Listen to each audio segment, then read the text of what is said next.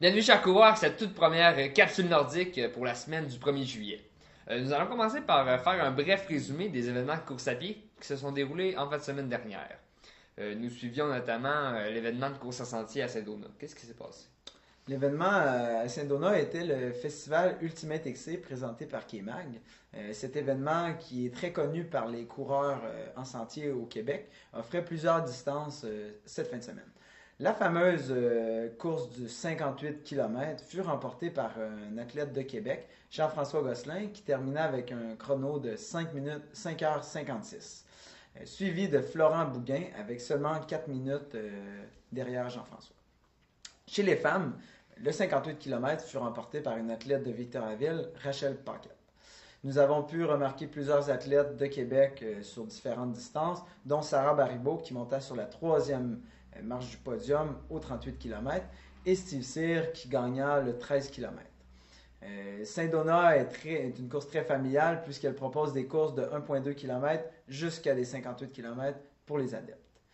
Il y avait aussi une course de route, je pense, sur route qui se présentait samedi. Oui, samedi à Sherbrooke se tenait la deuxième édition du demi-marathon de Sherbrooke. Où, encore un franc succès cette année, puisque nous avons eu droit à des performances impressionnantes. D'ailleurs, le gagnant du demi-marathon, Louis-Philippe Garnier, a fini son demi-marathon en 1h16 minutes. Suivi de près par Laurent Fradette et Julien Lachance, qui ont mis, eux, 1h18 à compléter cette distance. Chez les femmes, notons le podium qui est composé de la première position Danielle Deguire, suivi de Mélanie Michaud et de Amélie Ducharme sur la troisième marche du podium. Notons aussi les victoires aux 10 km de Alès Mavrovic et de Elvie Lapointe, ainsi qu'aux 5 km de Philippe Gravel et de Mélanie Nadeau. Soulignons la présence de Jimmy Gobeil du coureur nordique qui est monté sur la troisième marche du podium aux 10 km. Et la présence de Kenny Baudette de la boutique Le Coureur à Sherbrooke, qui lui a remporté la médaille de bronze, lui, aux 5 km. J'ai entendu dire que dimanche matin, des nageurs ont nagé dans un bassin artificiel à Victoriaville. Qu'est-ce qui se passe? Eh oui, à Victoriaville, c'était la première édition du triathlon de Victoriaville, organisé par le Grand Défi. Malgré le manque d'un bassin pour pouvoir nager en eau libre pour organiser le triathlon, le Grand Défi a vraiment construit un bassin artificiel pour l'événement seulement. Donc, nous avions un triathlon qui offrait des distances telles que le triathlon sprint, triathlon olympique et un duathlon qui était sprint. Nous pouvions réaliser la distance seul ou en équipe. Au triathlon olympique, la première marche du podium a été occupée par Jean-Philippe Thibodeau, qui termina en 1h56, suivi de Simon Delille, un de ses collègues d'entraînement, en 2h08. Au niveau des femmes, le triathlon olympique fut gagné par Eugénie Caron, qui est aussi une athlète de Québec. Nous avons pu remarquer plusieurs athlètes de la région de Québec qui étaient à Victoriaville cette fin de semaine, dont Pierre-Luc Blais, Frédéric Rainville et Dominique Lafrance au duathlon sprint, ainsi que Alexandre Boulay qui gagna le triathlon sprint. Malgré deux légers incidents, dont un accrochage entre un vélo et une voiture, ainsi qu'un cas d'hypothermie suite à la nage, tous les participants du triathlon de Victo sont sortis très satisfaits.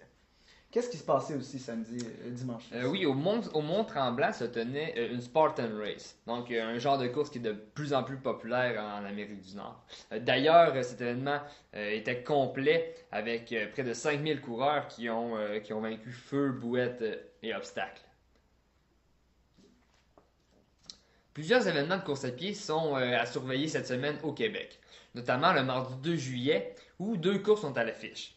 Premièrement, à Trois-Rivières se tiendra la troisième étape des courses au crépuscule, où un 1, un 3 et un 5 km sont offerts aux coureurs. La même journée se tient la 32e édition de la course La Gédéon à Saint-Gédéon, dans la région du Saguenay-Lac-Saint-Jean, où un 1,5, un 3, un 5 et un 10 km sont offerts aux participants. Nous surveillons aussi la 7e édition de la course du Grand Lévis qui se tiendra le vendredi 5 juillet en soirée. Où cette course gagne en popularité à chaque année puisque le 10 km est déjà complet. Donc si vous voulez vous inscrire aux 2 et aux 5 km qui sont aussi disponibles, c'est encore possible de le faire. Pour les intéressés, les courses débutent à 18h. Ce dimanche 7 juillet était supposé avoir lieu la troisième étape de la Coupe 10-30, mais suite à un manque de soutien de la municipalité et des groupes de coureurs, l'organisation a décidé de mettre fin à l'événement. Pour ceux qui n'étaient pas au courant, la boutique Le Coureur Nordique offre un entraînement supervisé qui est gratuit et offert à tout le monde. Peux-tu nous en parler un peu plus, David? Oui, le premier entraînement de la semaine est le mardi. Le mardi, c'est toujours un entraînement d'intervalle. Donc, comment que ça fonctionne le mardi intervalle? Le rendez-vous est à la boutique pour 18h15. Le réchauffement va se faire jusque sur les plaines d'Abraham, donc 15 à 20 minutes. Et l'entraînement principal va se faire là-bas. L'entraînement de cette semaine est un effort de 8 minutes, 6 minutes, 4 minutes et 2 minutes, avec une intensité qui est progressive tout au long de l'entraînement.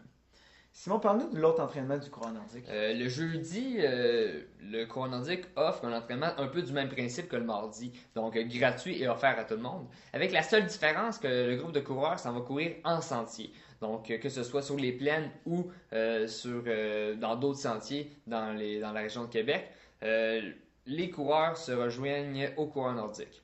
Cette semaine, le groupe sera au sentier du Mont-Bélair à Val-Bélair. Donc, pour les intéressés, le rendez-vous est à 17h30 au coureur nordique pour le covoiturage ou à 18h15 directement là-bas à la base de plein air, la découverte à Val-Bélair. Il y a aussi la traditionnelle longue sortie du dimanche matin qui débute à 9h au coureur nordique. Si vous avez d'autres questionnements sur les entraînements du coureur nordique, vous pouvez visiter la page Facebook de la boutique. Si vous avez idées, suggestions ou informations à nous faire parvenir, vous pouvez le faire à partir de notre adresse courriel letrionordique@gmail.com. Merci d'avoir été avec nous pour cette première capsule. Soyez des nôtres pour la prochaine vidéo et bon entraînement.